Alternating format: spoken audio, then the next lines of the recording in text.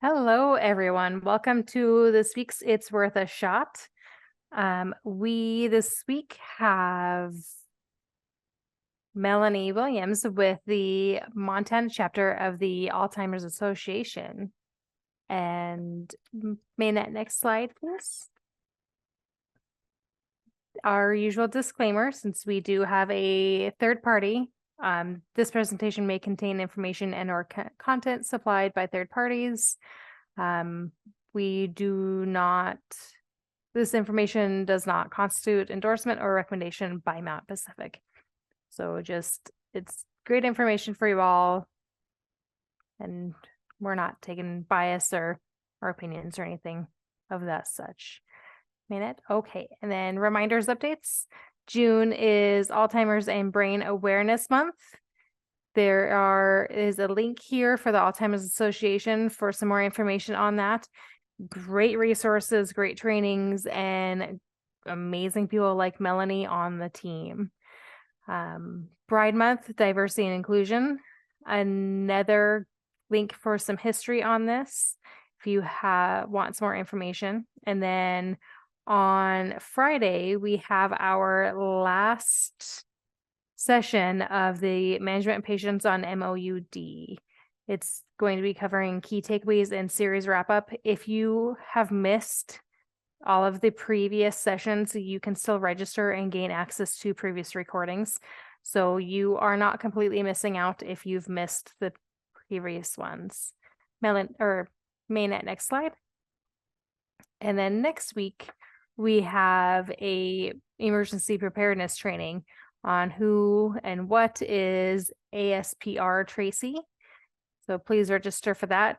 And billing and Medicare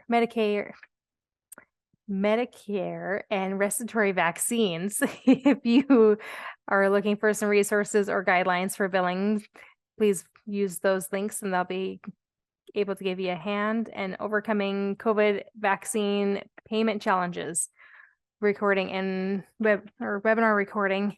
We've been hearing that some people are having problems with that. So definitely utilize that resource if you are having problems. Next slide. All right. So if there's any topics or clinician ideas that you think that we're missing on, please throw them in chat or add them into the eval that you'll have a link in later on.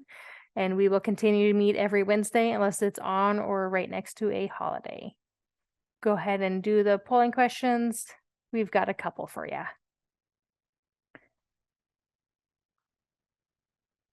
So first one is, do you provide infection control training to all of your new hires?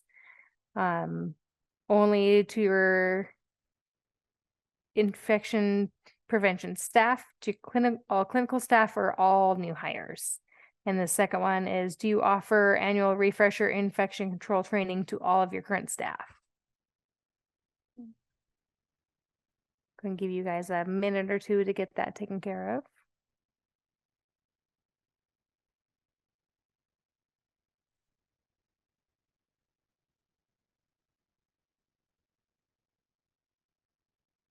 All right, Minette, as those slow down, you want to just go ahead and show the answers.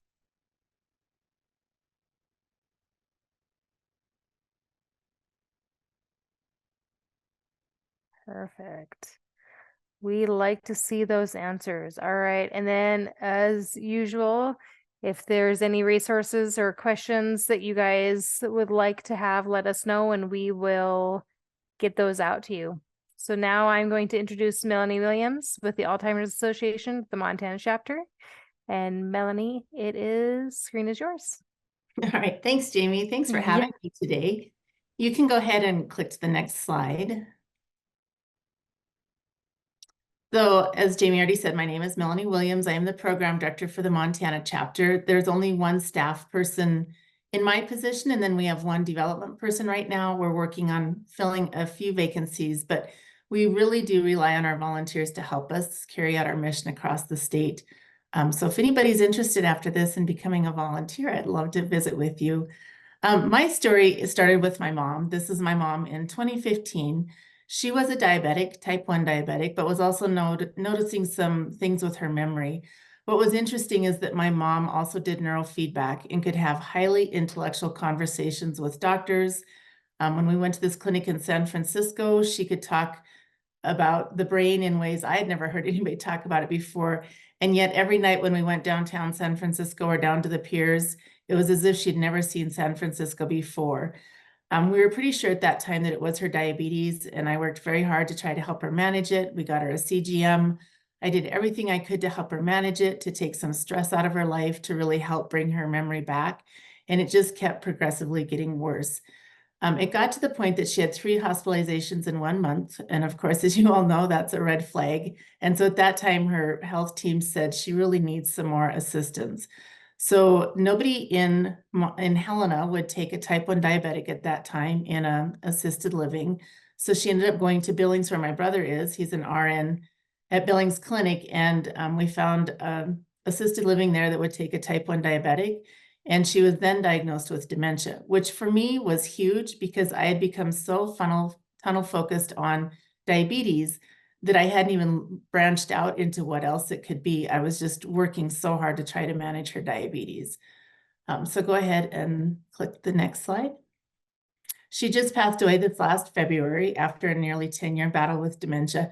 And I think what I struggle with the most is she knew something was wrong, and yet finding answers was so difficult.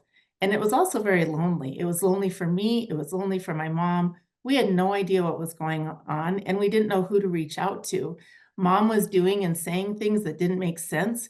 She had a PhD. She was a vice president of a college. She was very renowned in her field. And yet she was doing and saying things that I just thought, I can't tell anybody this because this is so bizarre and I don't know what's causing it. And so that's really what drew me into this work. I was a teacher at that time and then became involved with the Alzheimer's Association. And so I just want to make sure we're reaching people wherever they're at in their journey so that they don't feel lonely, because it can be a very, very lonely and scary journey. Next. So our mission is to lead the way to end Alzheimer's and all other dementias by accelerating global research, driving risk reduction and early detection, and maximizing quality care and support. Next. What is Alzheimer's? Alzheimer's is a brain disease, and of course, we know it's the most common form of dementia. I'll get to a slide about that in a little bit, but so many people just equate or think about dementia or Alzheimer's as just pertaining to memory. But I don't think they realize how much it will also affect thinking and behavior, decision-making, problem-solving, tasks such as managing money, taking medications the correct time and appropriately. And it does progress. It does get worse. I'm on a legislative committee right now, and sometimes I think they still have this notion that maybe we can fix it or stop it, but we can't. It progresses, and right now there's very few treatments on the market that are accessible in Montana that can actually stop it, and there's really no treatment that can reverse it yet, but we will talk about some risk reduction. In the early stages, memory loss is usually mild. They're usually able to carry on their daily activities, but you might notice a few little things. They might need more reminders, more calls, more alarms set on their phone to remember things, but they probably can function and still do things at home and take care of themselves. And then of course, as the disease progresses, they need more and more care just to get through the day and to remember when their meals are, which meal they're eating, remembering to eat. That was one thing my mom would forget. She'd put her dinner in the microwave and heat it up and then walk away and forget to eat it, which for a diabetic, as you all know, doesn't go very well. Next.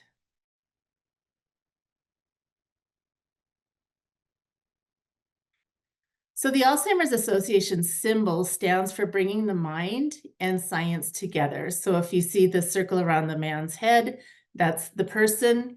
And then the science is, of course, the beaker. And we do more than just walks for fundraising and bringing education to people.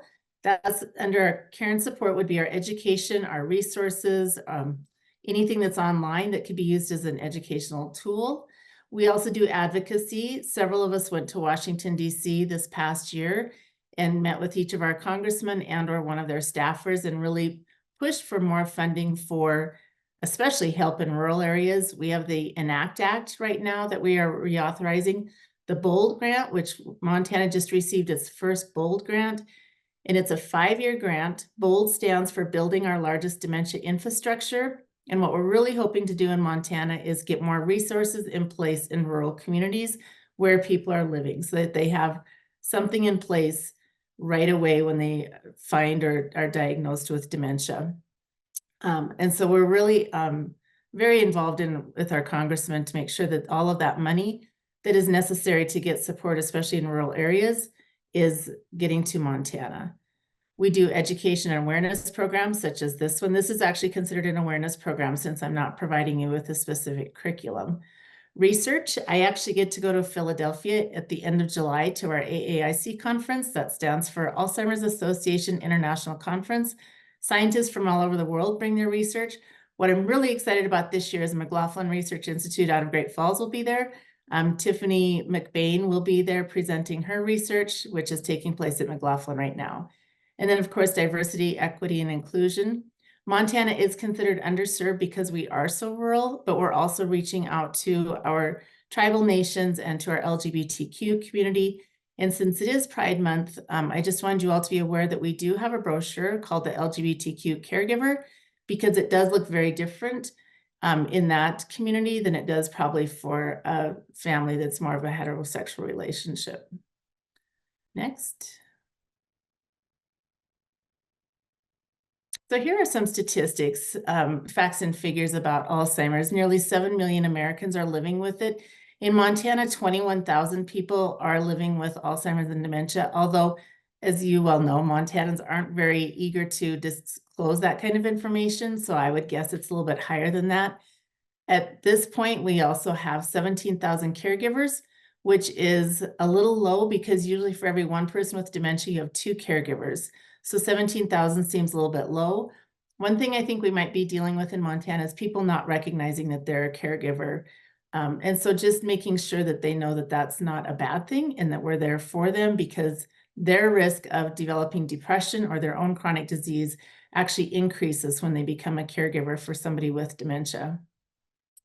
The lifetime risk for Alzheimer's at age 45 is 1 in 5 for women, 1 in 10 for men. There are studies taking place right now to see why the prevalence is higher in women.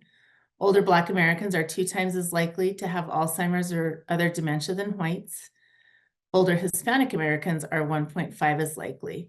We also know that our American Indian tribes or Native American tribes are at higher risk too. There's not a lot of comprehensive data on that yet, but we are starting to get some. It kills more than breast cancer and prostate cancer combined.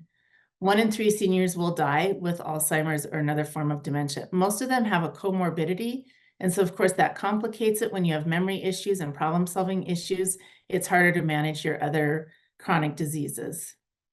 Between 2000 and 2021, deaths from heart disease decreased 2.1%, while deaths from Alzheimer's disease have increased 141%. Next.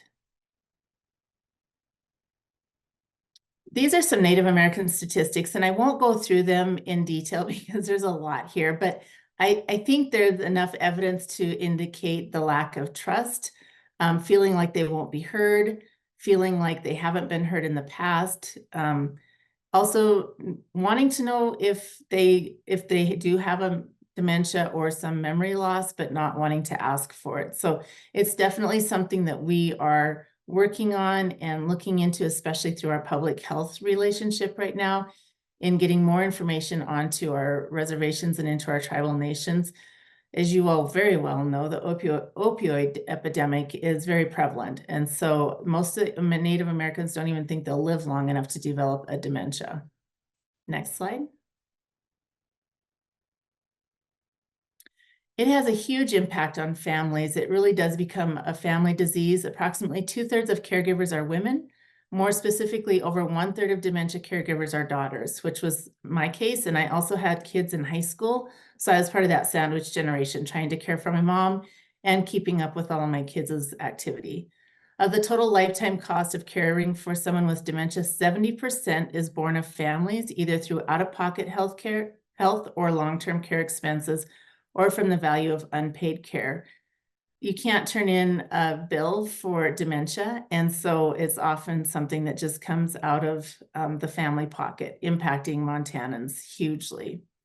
Caring for someone living with Alzheimer's can take physical, emotional, social, and financial tolls on families. And I think that's where the risk of developing dementia in our caregivers is higher.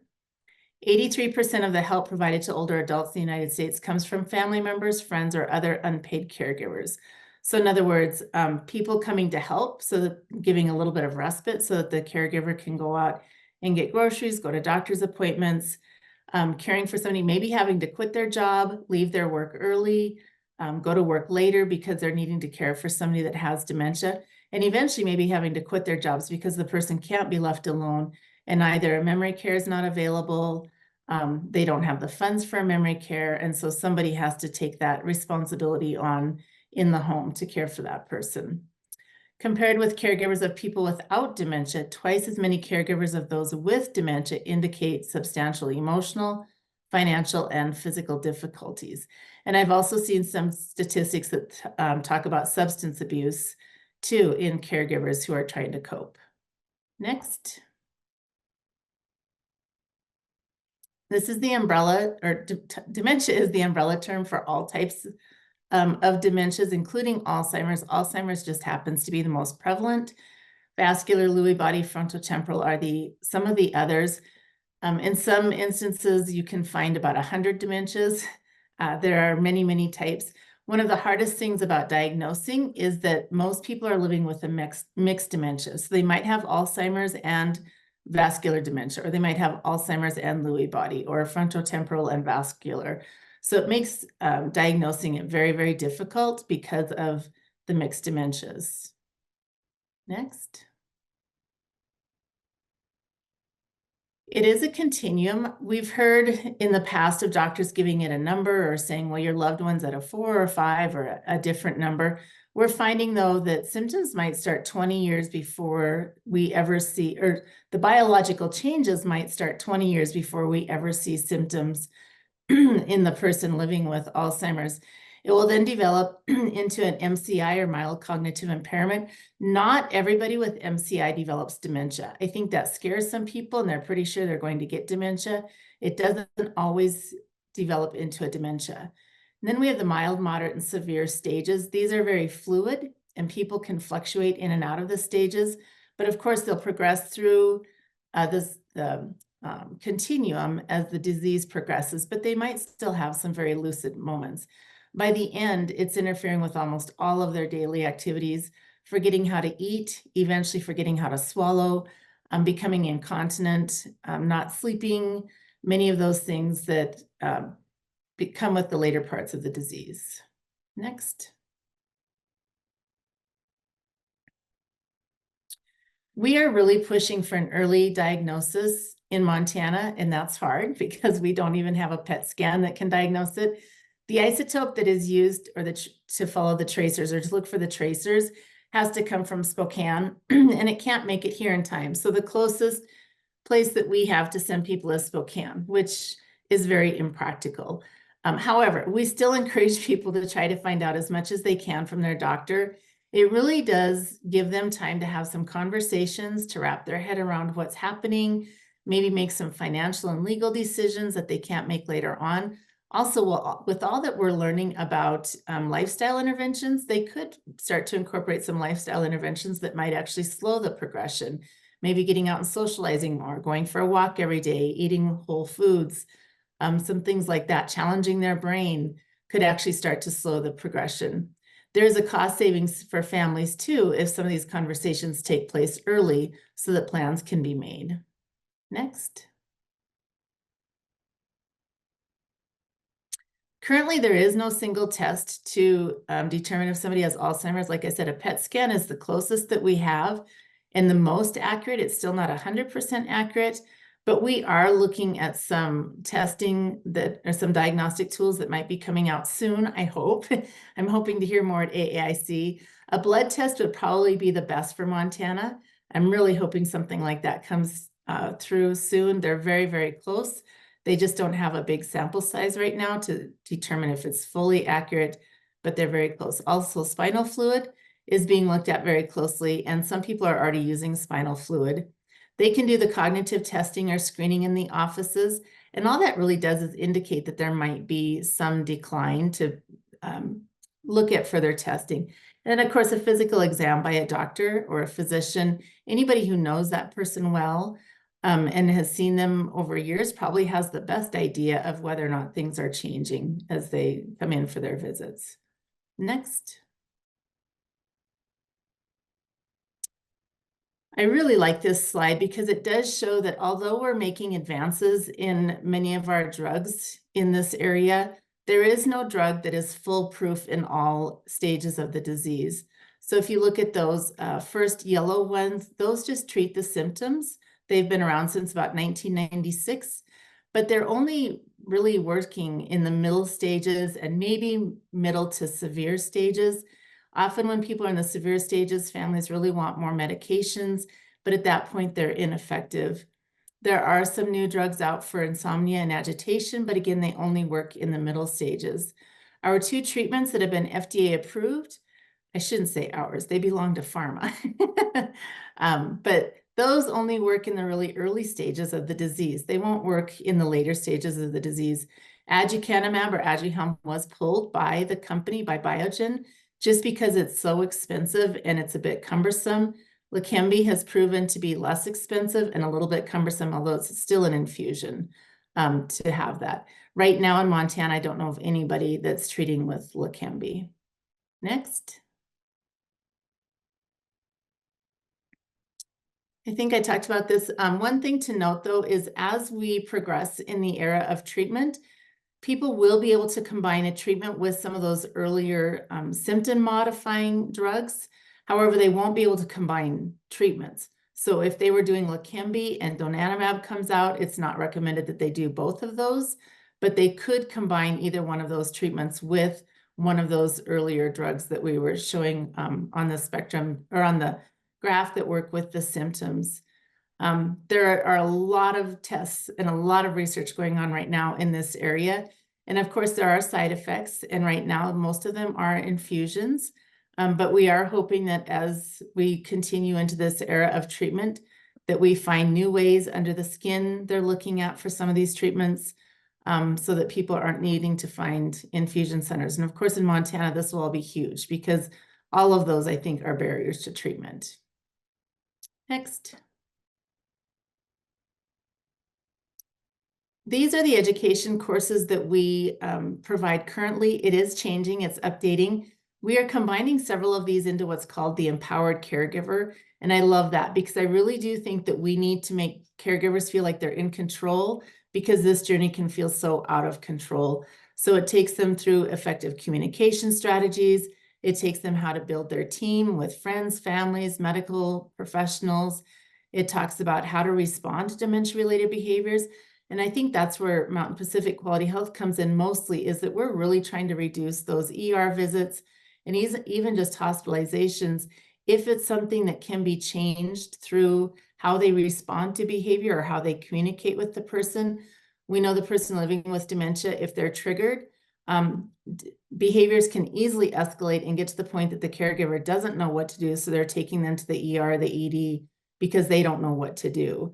And so by providing them with tools and education and resources, hopefully we can help them calm the person living with dementia, keep their own stress level down, and hopefully alleviate some of those repeat admins into hospitals.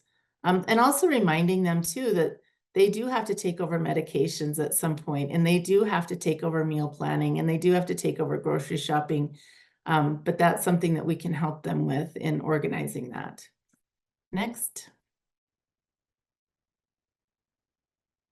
We have lots of brochures and pamphlets that we are happy to share. They are all free. All of this is free of charge. We don't ever want caregivers to feel that they can't afford education or resources or support. So these are all free. And you can get those through me. I can send an order form to you. Next. This is just a handout I really like. If I don't have a lot of time to talk to a caregiver, I send them this. And it's just compassionate communication. The very top quote says, you can be right or you can be kind. Kind is better. And anytime we speak with somebody or talk to somebody living with dementia or even MCI, just coming from a place of compassion and care and empathy and kindness will get us much further than the being critical or confrontational or trying to correct them or tell them they're wrong. And I can send you a copy of that too. Next. I'm trying to get through this really fast. I think I went over my time limit. We do have a 24/7 helpline. Anybody can call it. I tell first responders all the time to use it if they're being called to the same home and they believe part of it might be dementia. It's staffed with master level clinicians who specialize in dementia. They're amazing. I called them twice when I was caring for my mom, and one time I just sat and cried because I didn't know what else to do. So that's a resource for anybody in Montana. Next.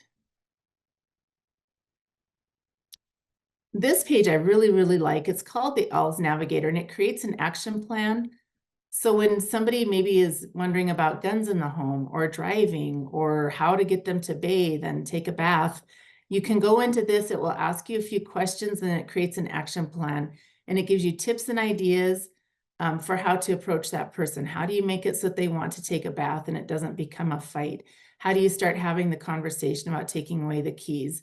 How do you regulate or manage their medications if they're trying to do it on their own and it's not going well? So it has so many different ideas, well, different prongs, I guess, for action plans. It's a great resource for anybody. Next. And that's kind of a recap of the free education I was talking about in the helpline. Next. And then we have our walks, of course, coming up this year. I think I got all of these dates correct. I sure hope so. Anyway, but they can also be found on our website. So we'd love to see everybody at a walk this fall to help honor those who we've lost to dementia and support caregivers. Next. All right. Does anybody have any questions, or do you need any of those links put into chat really quick so you have them on hand right away? Let us know. Melanie, the date for the Flathead Valley is correct. Oh, I good. have it on my calendar. So we know that one for sure is right. It's always a surprise when you look at your own slideshow and go, oh, I put that in there. Yep, I've done that. Right. Okay. All right. So it doesn't look like there's any questions. Please be sure to join us next week on the 12th, and evaluation link is in the chat. And if you think of a question, you can always get a hold of one of us with Mount Pacific. I believe Melanie's contact information was in her slide. Otherwise, you can always put the questions in the evaluation as well. Other than that, thank you for joining us. Yep, Next week's topic is a facility spotlight. We're going to listen to care coordination and reducing rehospitalizations. So just so you know the topic. Thank you.